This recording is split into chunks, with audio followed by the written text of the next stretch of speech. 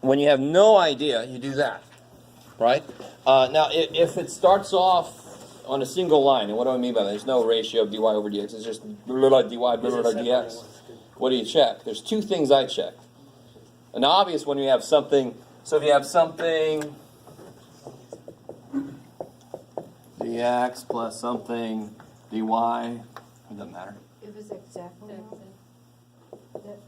the partial m over partial y stuff. Yeah. So you check if it's exact, and if that's not exact, you might check to see real quick if it's what else. What else do you think maybe? There's another one that kind of started off like this, and we built it up.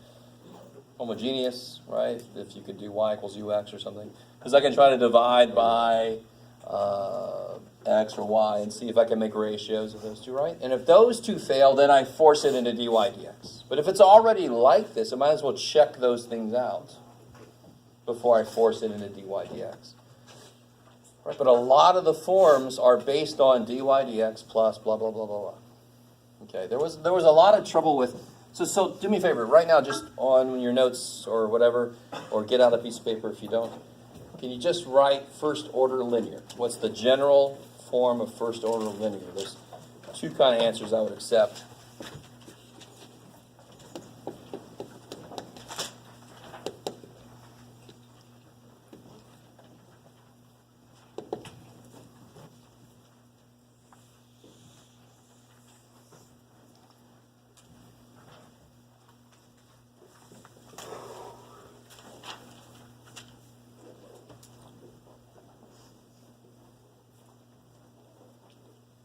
So the form I hope you're gravitating towards is not the one with the A1 and the AO. I mean, that's, if you did, that's okay. The one that's more useful in general is the one where you've already divided by A1, right? So it'd be dy dx plus, in general, what goes here? d of x times y. So, and look at how this kind of makes sense. How do you order a polynomial? Don't you start with the highest degree? And then going down in terms of degree, highest order. So this is first order term. This is a 0th order term. How many derivatives have I done on this term? None. And then over here is actually even lower than that. It's no freaking y at all, right? So that is general first order, and I think some of you guys try to do this in the wrong place, but a lot of you guys knew to get the integrating factor, all that kind of stuff. You just try to do it a few wrong places. Because the minute I write in here, so that's general first order linear, what would Bernoulli's do to this? Everything's the same except...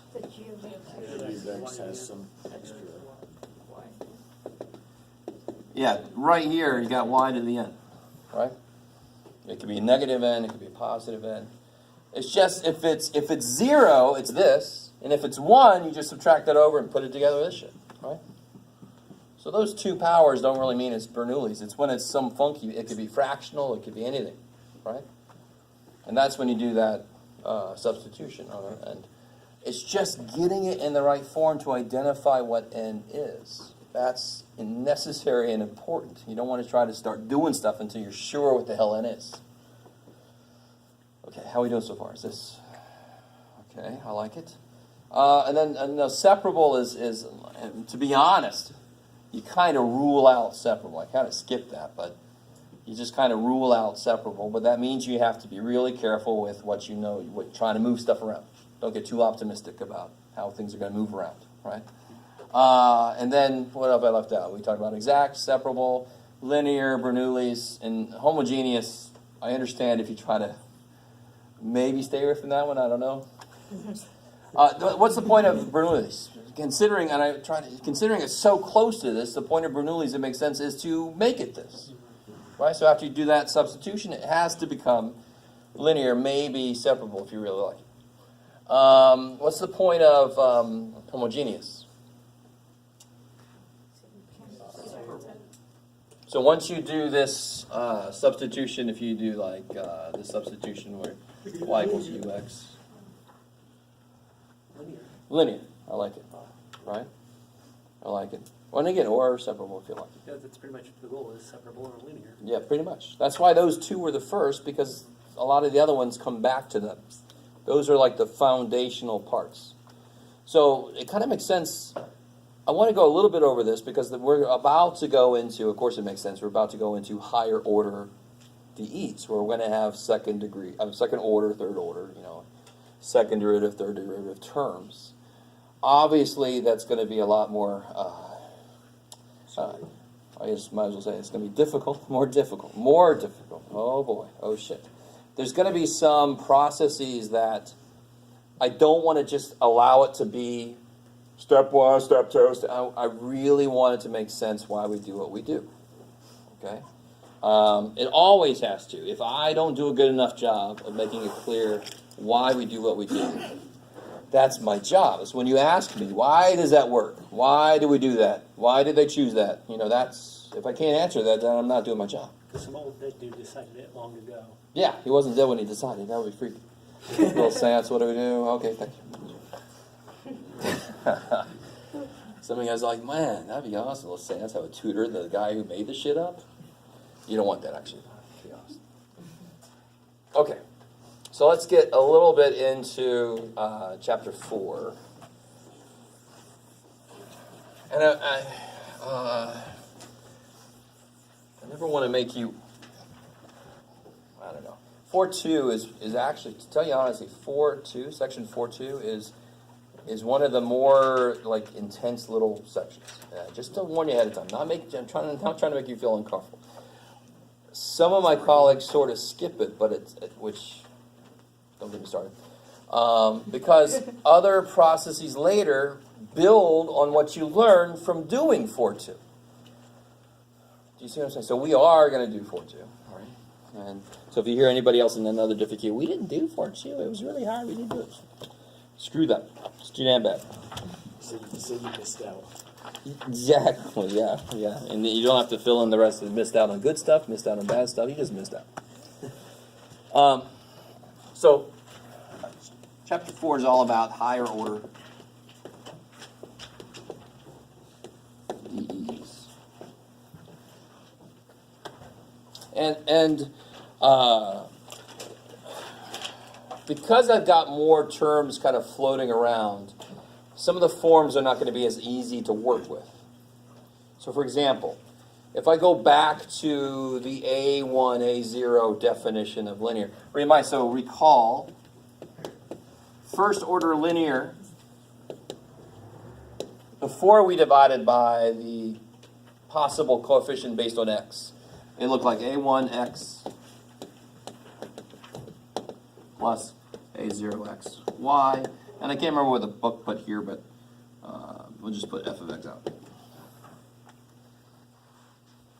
Cool? And then we divided, and that's where p of x came from, was this divided by this. And then that becomes g of x, I guess, when you divide by that. All that matters is it's a function of x. Second order linear, you can maybe guess what that does. This step is really, hopefully, very easy. Well, what would second order linear add on top? Yeah, it's amazing, right? So you probably have A2. that's crazy. A2 of x times that plus all that stuff, right? Equals that stuff. Blah, blah. So right there you can see how it's got more parts, so it's going to be a little bit harder to organize and work with, right? In fact, we are going to, one of the nice things is we start with very restricted forms. We have to. But then we start to develop processes that build on those assumptions, right? In fact, this is a general attempt in mathematics is strip all the weird shit away and work with this and get an answer. And then go, now bring in some weird shit and try to build from there. Instead of starting with every weird shit trying to solve that. We're like, oh my God. So that's kind of a general rule for a lot of stuff we do in mathematics. I'm trying to figure out exactly how far and what I want to tell you. Let's do this. I want to give you an idea about how problems are going to work. And let me first hit you with the real definition of homogeneous, right? I think I tried to tell you chapter 2, it was a very specific to chapter 2 definition of homogeneous. Right? You with me? Oh boy. You're like, oh, come on, really? I don't even know how to say the word yet here. So in general, homogeneous just means, or homogeneous, how do you want to say it? Homogeneous just references that the f of x piece is 0. What's up? Oh, nothing. So like you'd have a2 of x, y double prime plus a1 of x, y prime plus a0 of x, y equals 0. That's homogeneous. Really? All right, I like it. Just to get that out there right now. So there's the idea of a general solution.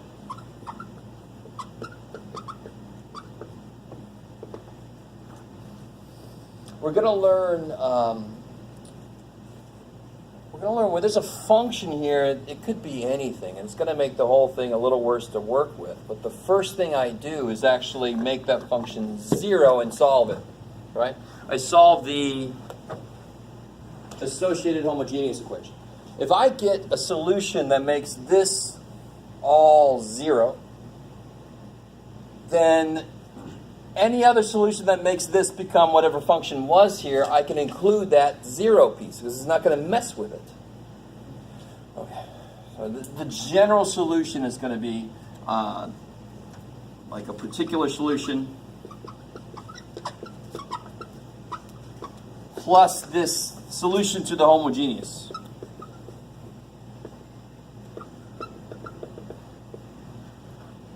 The particular solution is going to be the thing that makes whatever function is here work. This is going to be replacing that with 0 and making that work. So the very first part of the very first thing we do is kind of that weird thing with 4-2. But then we focus on equal to 0 so then we can learn how to do that piece by itself. And then we'll do DEs where that's not 0. Because we already know how to do the 0 piece, and then we'll just have to learn how to do the other stuff here piece, right? Let's see. Where else do I want to go with you guys? Oh, okay. There's a nice, more concise existence and uniqueness theorem for this, right? And that kept coming up every now and again, and it's important because I need to know when there is a unique solution that exists. It kind of makes sense. And as always, the way I worded it on the test was on purpose. Just because those conditions aren't met doesn't mean that a unique solution can't exist. It's just that when the conditions are met, I know for sure it is, right? So the uniqueness in existence for something in this form, well, let me see, more generally with the g of x here, but for a second order linear. All right, this is, in the book is on the bottom of page 119, towards the bottom of page 119, is as long as a2 of x doesn't equal 0 on some interval, right? So as long as this piece doesn't equal 0, which kind of jives with, what am I going to do first is going to divide by this, right? So there's two kind of ways to look at this. If I had something in the form ax squared plus bx plus c, but a was 0, well, that's actually a different thing entirely, right? So the minute that this thing is allowed to be 0, weird things could happen. Also, if I'm going to divide by this thing and it's equal to 0 anywhere, that's got to be thrown out. That can't be included. I like it.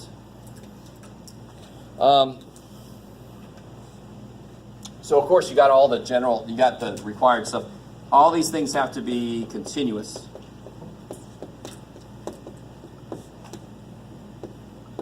All these pieces have to be continuous on some I.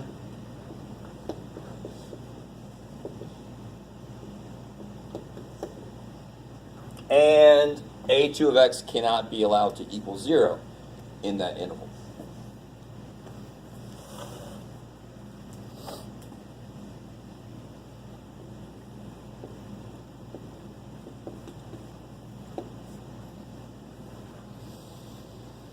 Then I know that a unique solution exists for this DE.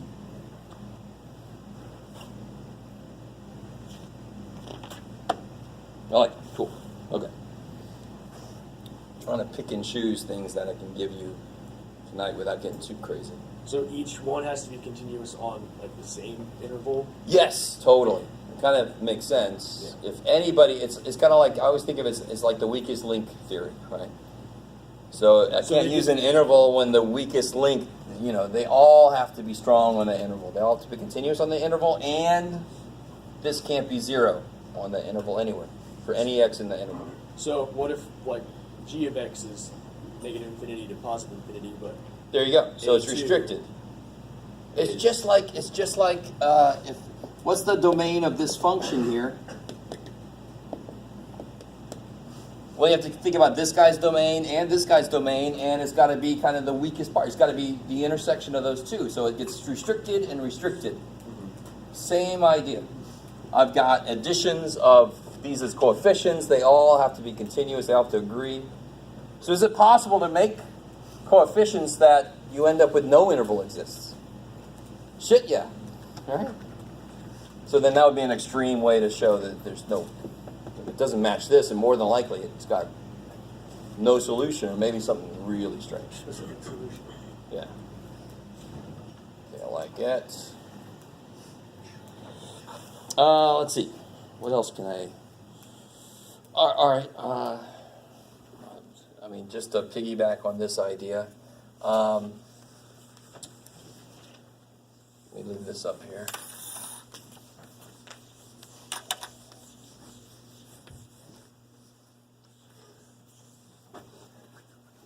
Got a little example here. Y double prime minus 4y 0. All right, this is silly, but oh well. I just want to put this down here. Now, obviously, I mean, this is really in your face. What are all the a of x's physically? I don't know if you have geometrically. They're constants. So I mean, in this case, and this is 0. In this case, the interval I'm talking about is negative infinity to infinity. So a unique solution is going to exist for any choice, any initial condition, right? I like it. Let's see. Oh, okay. So let me show you, let me see if this makes some sense. All the problems we did in first order, how many constants did we end up with at the end of the problem? One, right? And we call it C1, C2, depending on what the hell we did with it. Or you kept it C and you just kept track of what happened to it. Or you didn't do any of that and lost some points, right? Something of that nature. I'm really hoping I'm getting the message across that I try to do this the first couple days. Constants in this class are so much more important than they ever were. I mean, in 180, you slap it on there and you're done. Here you cannot just wait till the end and slap it on there, because it's got to come when you do the integration, and then it's got to be affected by everything. Right? So I mean, obviously, this is different from this. So you have to put it in the right place, or else you end up with a family of solutions that doesn't really work. Okay, so what do you think is going to happen here then? What do you think? First order DEs, I ended up with 1 constant. Second order DEs, I'm going to end up with 2. I like it. 7. Which tells you, a 7, yeah, I like it. Let's just go up like crazy. It tells you why I have to give you 2 initial conditions here, right? Yes. I mean, I have to have 2. That means I must have 2 unknown parameters. But what's beautiful is it's sort of like the fundamental theorem of algebra. Do you guys remember the fundamental theorem of algebra? What's it say? There's as many roots to the polynomial as its highest degree. I love it. So if you have a 18th degree polynomial, you'll have That's a 18 Theorem answers. of No. calculus. This is beautiful. I mean, this is the stuff that you guys need to like key in on, and I think some of you guys know it, but you wouldn't be able to like say it. And actually, either one of those is good for me. If you see a 5th degree polynomial, you know it's going to have 5 answers. Or you messed up somewhere. Now, 2 things about it. Some could be real, some could be complex. You should know by now complex have to show up in pairs, right? Or they could all be the same number, but then we would say there's 5 2s as the answer. There's still 5 answers, right? You guys follow? And it really has to do with the turning, how many turns it can make, and all that kind of stuff. I like it. So this is kind of cool. The highest order of the DE correlates to the number of parameters, the number of constants you're going to have. I like it. So let's say that, and let me see. Let me put this down here. Let me see if you guys pick up on something interesting.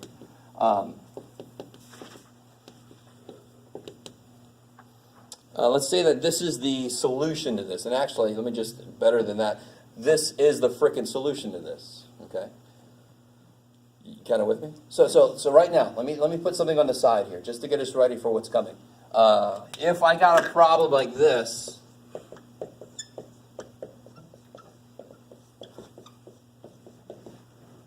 okay, we're not going to do that. We're not going to do that problem. Do you guys see how it's this problem just with one extra little thing, right? We would first get this answer, because this makes the whole thing 0. So then I can just add to it whatever makes that side happen, because the 0 ain't going to screw with that. So we find what makes it 0. That's always kind of like there. That's always kind of like the trivial solution in a way. Just makes it 0. So then you can add on top of it whatever makes this side this. Because it would just be 0 plus the stuff that makes that side that is going to be that. So that's what the general solution is. It's this step, which we call actually YC. Wow, that's creative. Because it's the Y that's got C's in it. And this one, if we actually got the answer to Y, that would be YP. That's a particular, right? So the general solution would be all the YC's plus the YP's, right? How big is this? 2 parameters big. How big could that be? Well, it depends on what the hell is on the other side, right? And all the things that could make that happen. All right, and again, I'm kind of laying down groundwork for later, for what's going to be coming.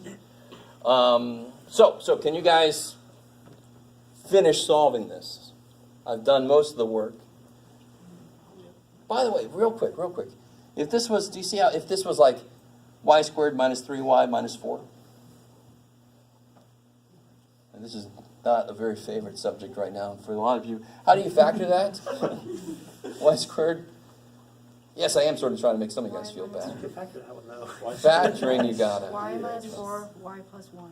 Yeah, y minus 4, y plus 1. Then what would the solutions be equal to 0? 3, y minus 4 and minus 1. negative 1. So we don't currently know why that connection exists, but it's cool that there's going to be a process we're going to use. There's a process we're going to use that's what it's going to become, and it's, I almost feel like doing that with you, because as a student, you guys are frustrated. You have to be frustrated when we do these sections where we're like, let's pretend like we got the answer. Yes. Are you saying, like, we as a class don't currently know why that works? Or, like, Yes. mathematicians don't know Oh, why no. that works? I'm sorry. Both of the things. Excellent point. You guys don't. Thank God we know. We don't just. We didn't just try a lot of shit until we're like, I got one. Yeah, you did. Yeah, we did. Yeah. All right. Let me let you guys do this. Finish this out. Do you guys understand what I mean by that? Why is this not finished? There's too much shit I don't know up here. I don't know C1, C2, but I know those initial conditions, right? So this is old stuff, but I just want to make sure you guys are cool with. I've added in some parameters now, so I think there was a few problems like this in the earlier section, but.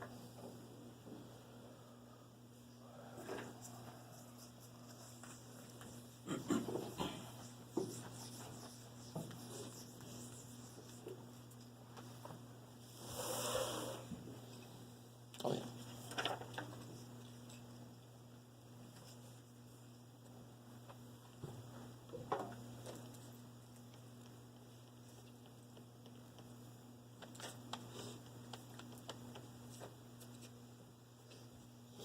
By the way, I've got some notes I was trying to type up. I didn't really get them all organized well. I'm going to try to get them better and then give them to you guys. It's just my attempt at not letting the results of test 1 happen again.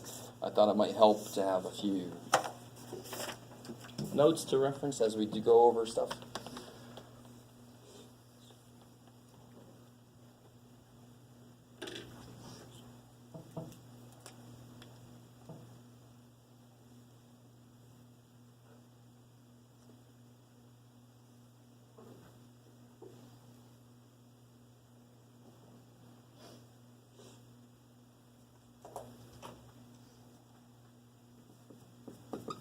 I added that C in, by the way. Don't freak out about that. That little C that was here.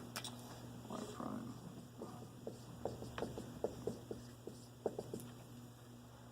So the y of 0 equals 1 leads to 1 equals C1 plus C2. Because, of course, e to the 0 is 1. That's awesome. And then the y prime of 0 equals 2 leads to 2 equals 4C1 minus C2. I love it. And then that's beautifully set up for what's known as elimination. The C2s just want to die, so we let them do that. We're compassionate people. Sorry, that's a very controversial topic. I'll stay away from. I thought it was funny. That was what my hope was, but I say something, and I always have somebody go, well, actually, oh my God, I'm sorry. 3 equals 5C1, right? So C1 is 3/5. So then C2 must be the rest to make it 1. 2/5, I like it. So then the answer, now this is no, don't stop here. It's not the answer. What's the answer? The answer is y equals 3/5 e to the 4x plus 2/5. I like it. So that is the specific DE that meets these requirements and makes this work. I like it. So the last thing I think I want to show you, since I teased this, I'm actually going to show you a little bit about the idea behind solving this, I think, before we get into any more just general ideas. And then we'll head out. That's the last thing we'll do. So let me make another problem like this. Because you're going to love this method. This is one of the better methods. I'm not saying it's always going to be the easiest, but I am saying it's going to be the easiest to set up and then start working with. So everybody got what they want there? No, not quite. Almost? Good to go. All right. The spokesperson. Yes, okay. I got dinged once by an evaluator because I didn't use enough the board, but I'm like, I don't want to keep moving that damn camera. But I understand. All right, so what about this here? Let's do...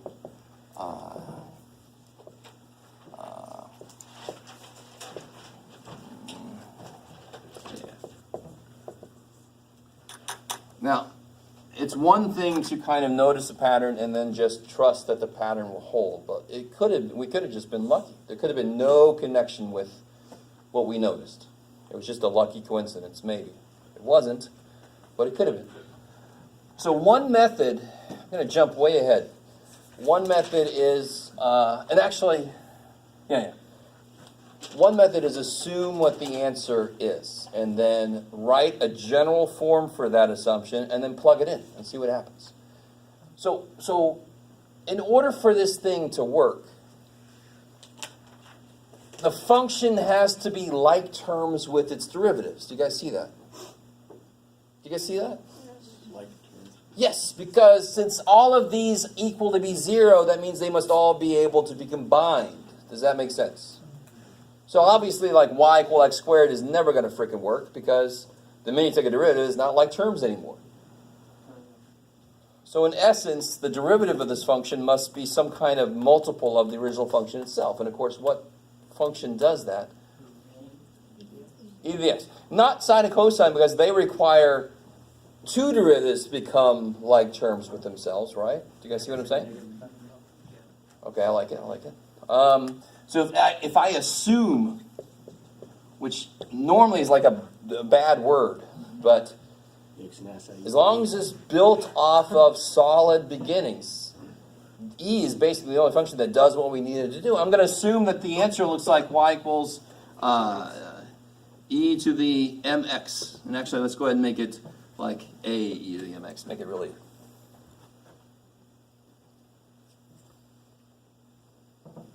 I just want to show you this. This is early, but since it kind of came up, I want to show you this. I need to.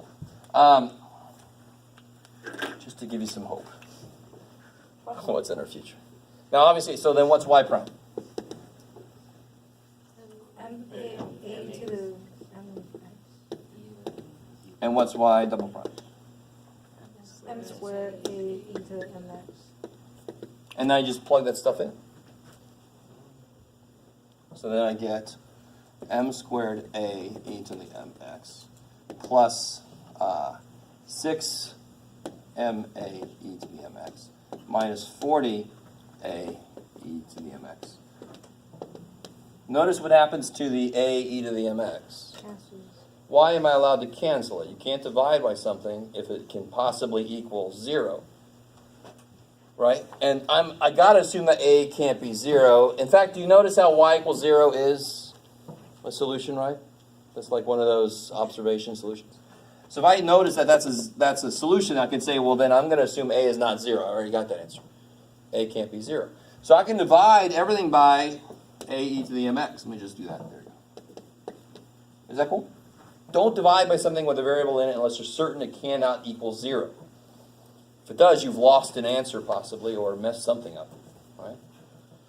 So then I'm left with something that's almost too nice to believe. Do you see the connection here? That did sort of become this, but it didn't just magically become this. I can see how it got here. So that thing I said earlier about what would it be if that was a power, how would you factor it and look at that? Ooh, look at that. Well, look what, I mean, by doing this, I get there. Now it's just a polynomial I got to solve. And the answers are m's, which are the powers needed for this. You guys with me? Okay, I like it. So then, of course, how do you factor this? M plus 10, M minus Yeah. 4. M equals to negative 10, M equals 4. I like it. I like it. Coming strong on the course. I like it. And then, so you get y equals, and let me tell you, I just put an a there to kind of get you ready for what's coming, but I could put a c there now because I know that's what this really is. C e to the, and I'm going to put c1. So c1 e to the negative 10x plus c2 e to the 4x. And to be honest, I mean, I don't know if it's the best thing in the world to show you this, but it is kind of frustrating when you don't have a concrete thing to hang your hat on, and section 401 is very few and far between concrete stuff. Do you understand why I'm allowed to add these together? Because if I take derivatives of that and throw it in, it's going to make the whole thing 0. And derivatives of that, when I throw it in, is going to make the whole thing 0. So, of course, the linear combination of them is going to do the same thing, because I could tease the derivatives apart, and they each make it 0, so of course the sum of them makes it 0. It's kind of cool, right? So you can imagine if I have y triple prime, blah, blah, I can just do the same thing. The factoring gets very easily harder, right? I like that phrase. It's easily harder. But it's the same idea, and then you just get C1, C2, C3, C4 matching with your order. I like it. So this is called constant coefficients, right? Which builds on the idea of assuming the form of the answer.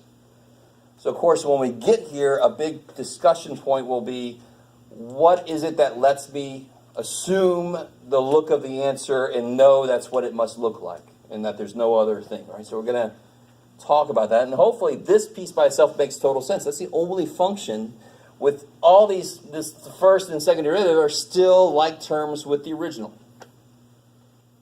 I like it. Now, if that wasn't there, then maybe I could use trig functions, right? Sine, cosine, to be exact.